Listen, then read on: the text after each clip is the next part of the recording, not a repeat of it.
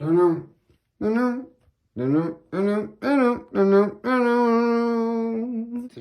we're going to talk about UFOs.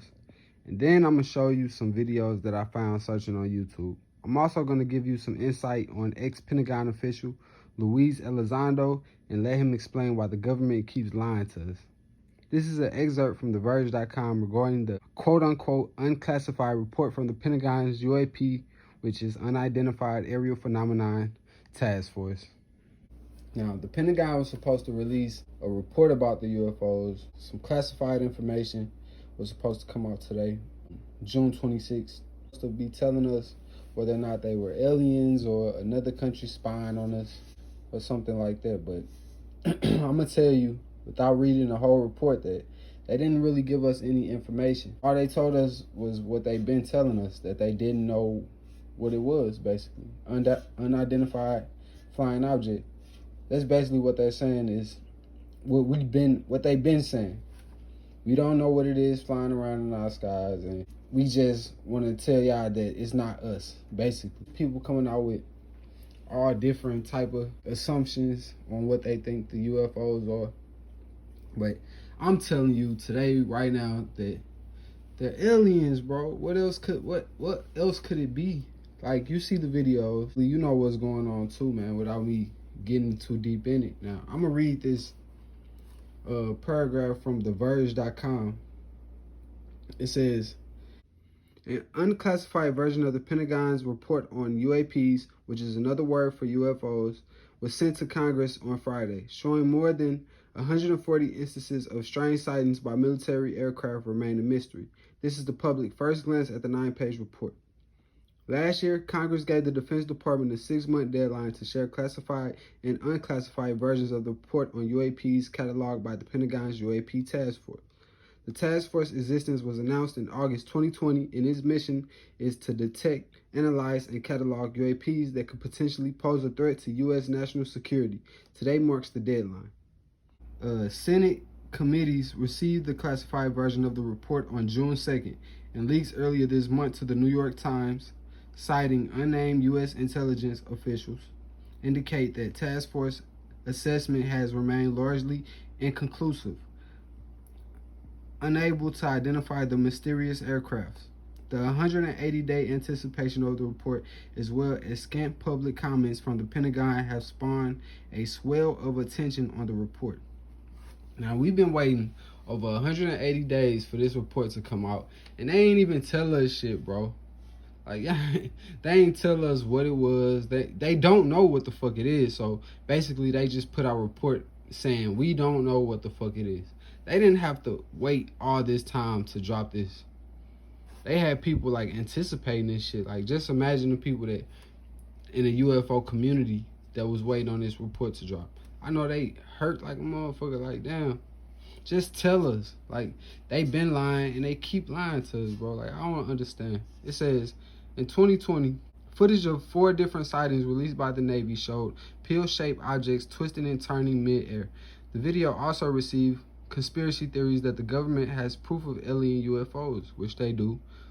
Though the Times story on the report cites intelligence officials as saying no evidence backing up the theory had been found, but that it couldn't been ruled out either.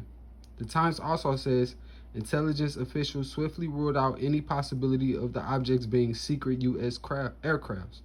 So they're ruling out the possibility of it being them.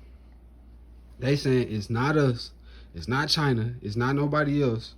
We don't know where these things are from. We don't know what they are. All we know is they doing shit that we can't do. That's basically what they saying in the report.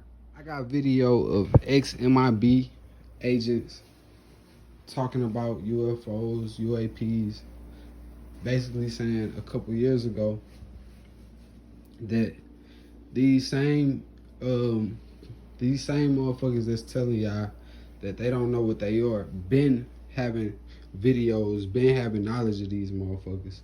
It's only now that they're trying to come out with reports so people don't get on their ass about it. Like, in western New Mexico, something fell off a craft. Now, the local police, the sheriff's department in the area, notified the military that something fell off one of our aircrafts, and it was in this person's property, and it was a rather large item. And so the local National Guard unit went out there, and it was some distance away from the National Guard. So they sent a team out there. They just went out there to see what it was. Well, they went out there and they looked at it and they said, this doesn't look like it fell off any kind of, it was a pod, some sort of a round pod. And doesn't look like it fell off anything that we know of. And they couldn't identify it. There wasn't any writing on it. There wasn't any nomenclature on it. So they notified Kirtland, said, hey, did you guys experimenting with something out here? And well, in the meantime, another aircraft, an SR-71 that was flying, took pictures of something that was unconventional. And so they reported this. Anyways, it got to us and we went out there. And the people that they had it in their living room. They had it on their couch in their living room. All we were told is that there's an object that fell off and we need to go to retrieve it. So we went out there and the people were totally uncooperative. We went out there, identified ourselves, federal agents, AFOSI, and something fell off a government aircraft and you have it. And they said, well, so it's ours now. I said, no, it's not yours. It belongs to the United States government. And they wouldn't cooperate with us. So we went to there's a procedure that we would have to go through. We'd have to notify the wing commander at the base, and we'd have to notify a federal judge that we're requesting a national defense zone and so it was granted. It didn't take much time. And how long does that take? I think it took 2 hours or I can't remember the exact time period, but funny, it was once we presented them with the documents declaring a national defense zone, they were cooperative. So we weren't sure how to transport this thing. It was somewhat heavy. And we didn't know what it was. It was a round-shaped ball that had grooves, design grooves all over it. And it had sections, you could see sections in this ball. And it was as if this ball opened up in some manner. There was a small piece of metal on top as if it was hanging maybe from a craft or aircraft or something. We had a crime kit and we had magnifying glasses. We were looking for nomenclature and maybe small writing. There's nothing on there. So we got one of the EOD guy, the Explosive Ordnance Disposal guy from the National Guard at the unit in Gallup to come and look at it. Was it a bomb? I don't know. Maybe this is some kind of a nuclear bomb, or maybe it was a conventional bomb. He didn't know what it was. He said, I've never seen it before. None in my manuals. I can't say that what it is.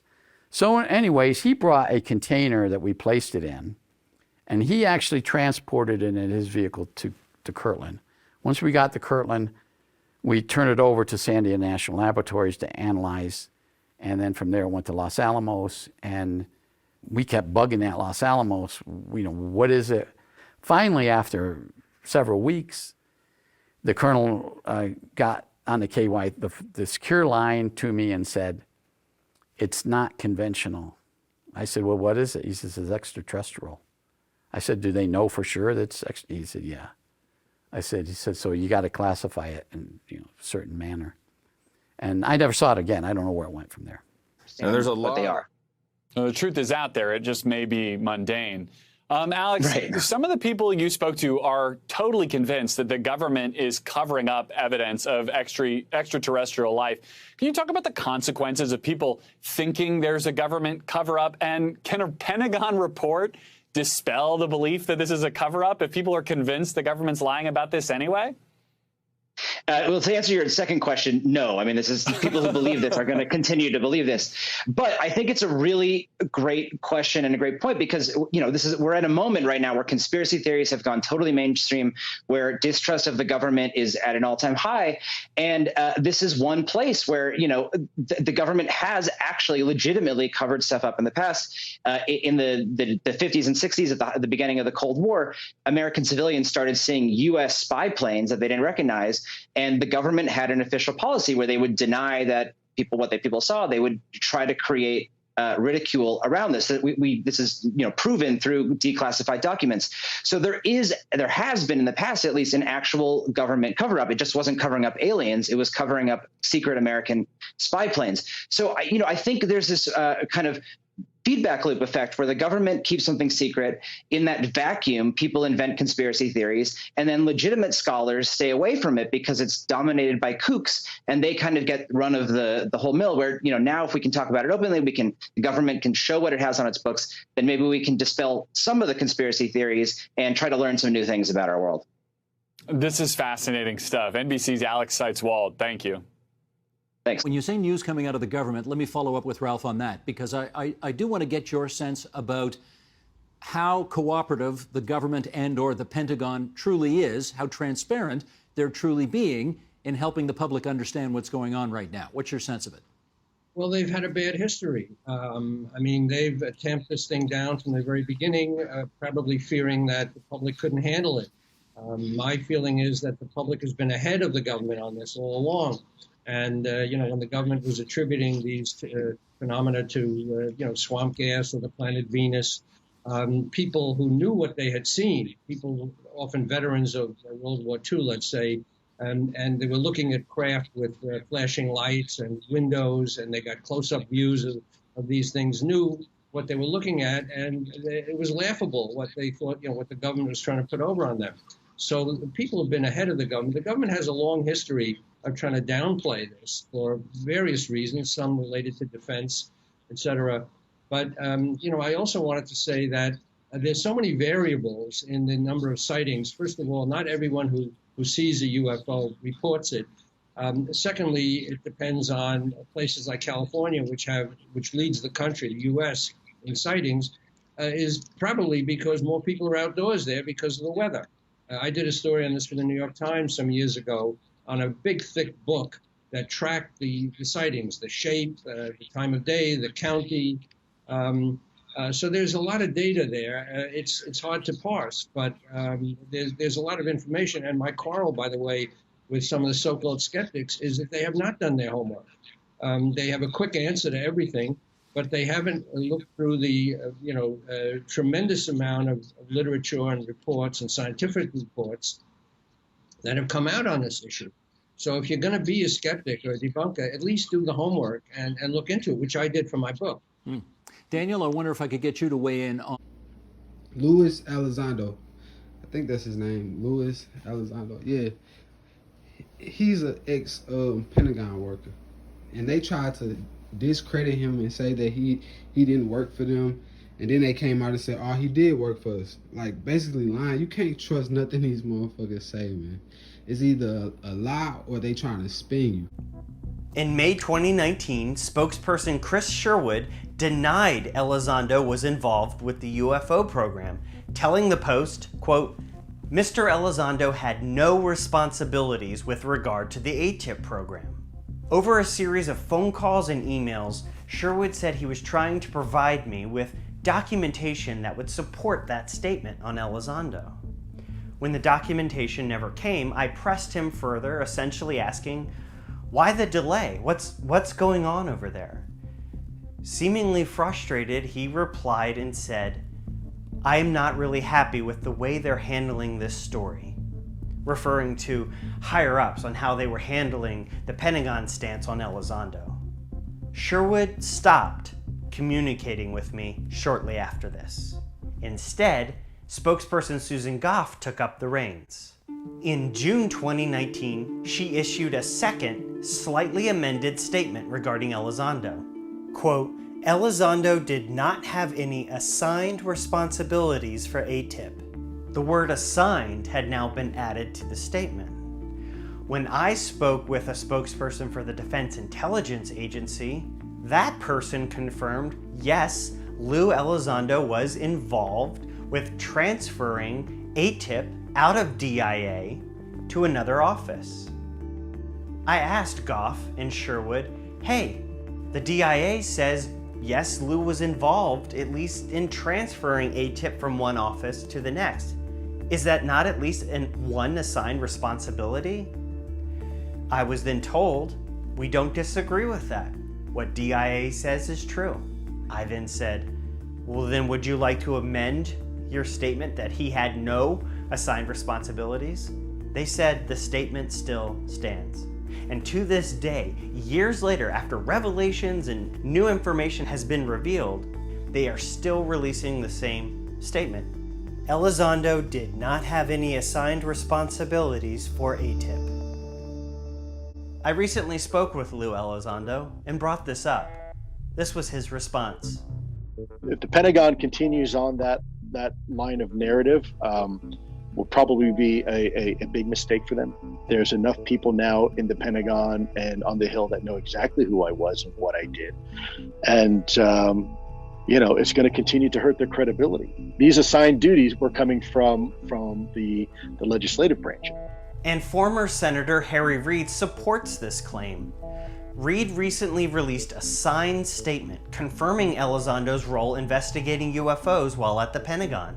Quote, Mr. Elizondo has spent his career working tirelessly in the shadows on sensitive national security matters, including investigating UAPs as the head of ATIP. He performed these duties admirably. So what is going on here? Why is the Pentagon continually releasing confusing, contradictory statements regarding UFOs?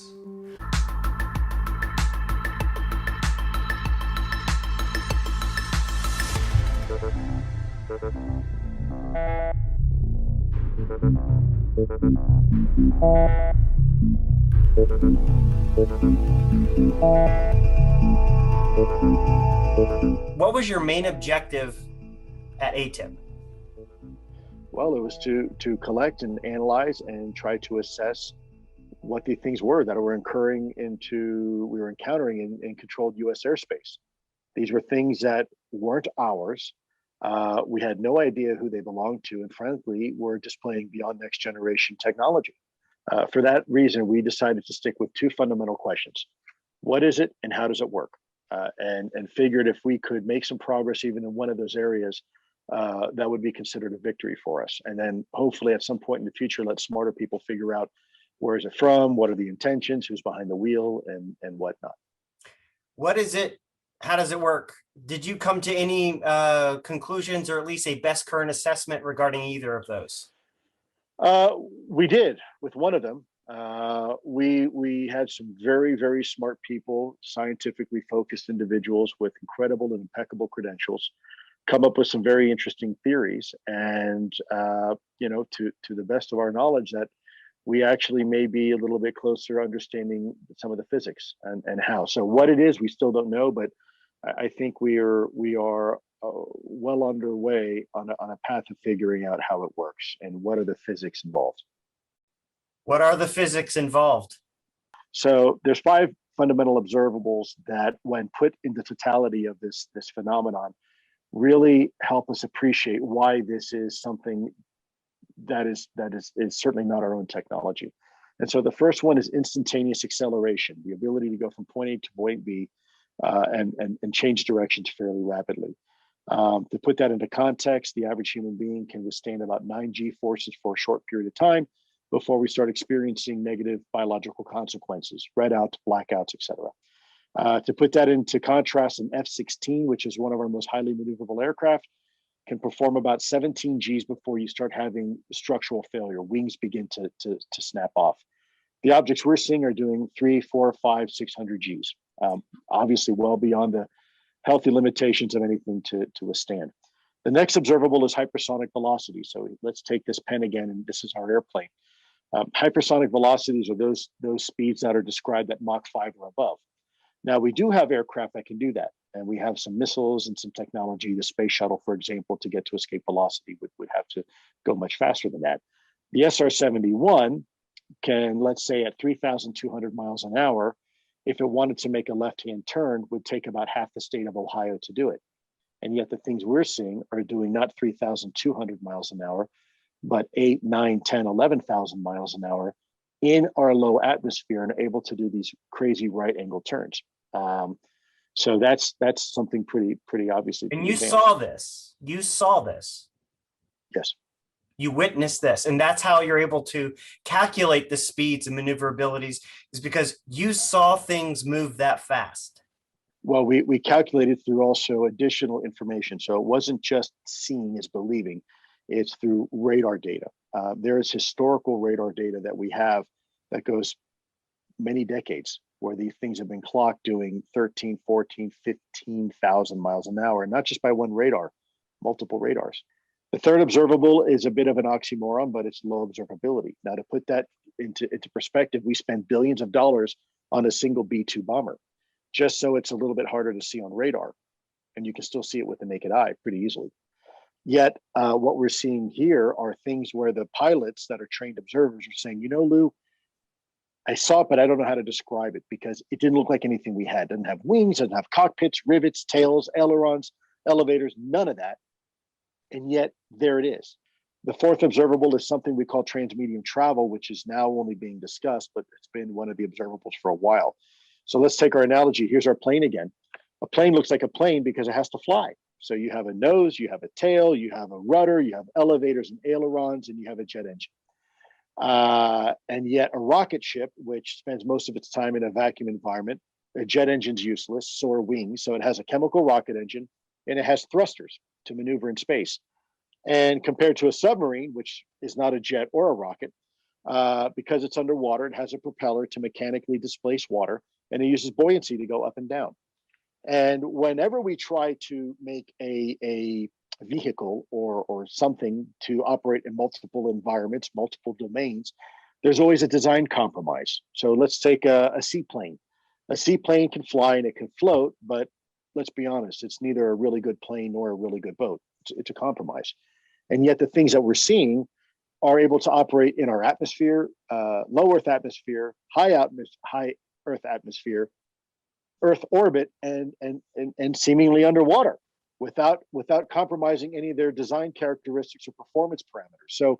So that is very significant. And then last but not least, the last observable is what one might call positive lift or anti-gravity. Now, I don't mean anti-gravity in the weird, woo-woo sense. I mean, there's only three fundamental ways that we understand how to defy Earth's gravity. The first one is through flight. So you have four fundamental forces. You have thrust, lift, drag, and weight. And when you know how to manipulate those, you have flight. You have an airplane. You have wings. Another way to defy Earth's gravity is through sheer ballistics. I can blow something with enough energy out of a tube where it will go up, like think of a mortar, think throwing a baseball, think of an ICBM, where it will go up and then eventually come back down. And then the last way we know how to defy Earth's gravity is through lighter than air. Think of a hot air balloon, think of helium or hydrogen, where the air density inside is less than the air density outside, so it floats. It rises, much like oil and water. And yet these things have no wings. They have no obvious signs of propulsion. They don't even look like anything we have, and yet somehow they're able to defy Earth's gravity.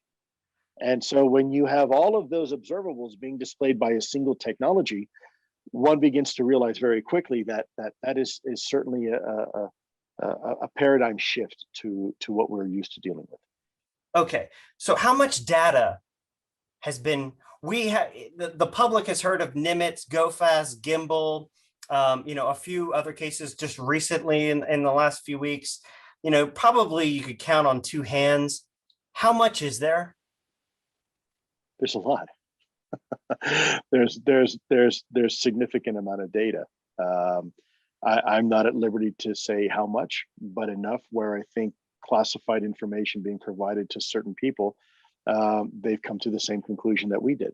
And by the way, this information comes in on a regular basis. This isn't anecdotal, happened in the Nimitz and then happened with the Roosevelt and then happened with the kid. This is occurring all the time. You're just hearing about this incidents. It hasn't stopped. So, let's not fool ourselves. People say, well, there's only been 3 incidents and some videos. Well, yeah, that you know of. Sure, you're right. There's a whole lot more too. And in time, hopefully those will come out too. How often is this happening? Well, it's hard to say because sometimes there's moments of lots of activity and sometimes there's not. But I would suffice it to say, weekly, if not certainly monthly. A theory within the intelligence community, within the DoD, is that these UAP could be originating from the world's oceans. Could you speak to that? That's why I feel like we should come out with our own information and read ourselves and stop waiting on the Pentagon to tell you what the fuck to believe. You could look up to the sky, or you could look on YouTube and see videos yourself. You ain't gotta. You could go on Security page. He got videos for days that go back years and years and years of just alien sightings and alien footage, aliens on Mars and all type of shit, fueling up at the sun. Like, bro, it's a lot of information out here. Y'all comment and subscribe and tell me what y'all think. I'm finna just start making UFO videos.